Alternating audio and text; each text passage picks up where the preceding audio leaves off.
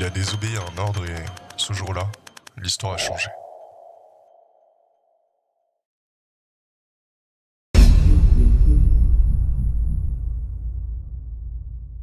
Nous sommes à Berlin-Est, le 9 novembre 1989. Imagine, tu t'appelles Harald. Tu es un simple gardien à la frontière du mur de Berlin. Ce soir-là, tu prends ton service comme d'habitude. Il fait froid. La nuit tombe sur la ville divisée. Alors pour toi, c'est une routine. Surveiller, contrôler les papiers, faire la même ronde depuis des années. Mais ce soir, à la radio, une rumeur circule. Les frontières vont s'ouvrir. Tu n'y crois pas? Personne n'a reçu d'ordre officiel. Soudain, une foule commence à se masser devant la porte. Des centaines, puis des milliers de gens, tous plus excités, certains en larmes, d'autres en colère. En tout cas, cette foule n'a qu'un seul but, passer cette frontière ce soir. Bien sûr, Harald sent la panique monter. Il va d'abord chercher un supérieur, mais personne ne répond. La pression sur ses épaules est maintenant énorme. Il voit des familles séparées depuis des années, des enfants qui hurlent, et des personnes âgées suppliées de laisser passer.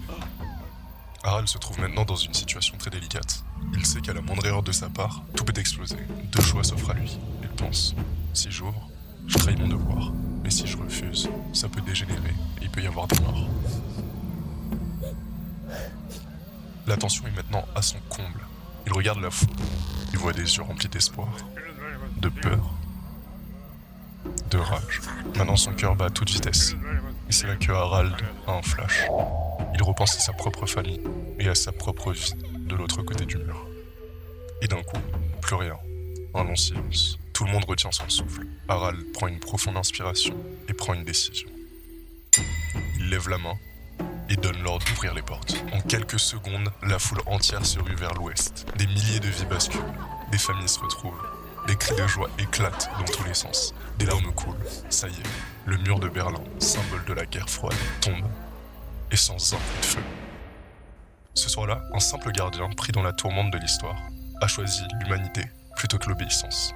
Il nous a appris à tous que pour changer l'histoire, il suffit parfois d'avoir le courage de prendre la bonne décision. Mais une chose est sûre, ce geste a changé l'Europe et le monde entier.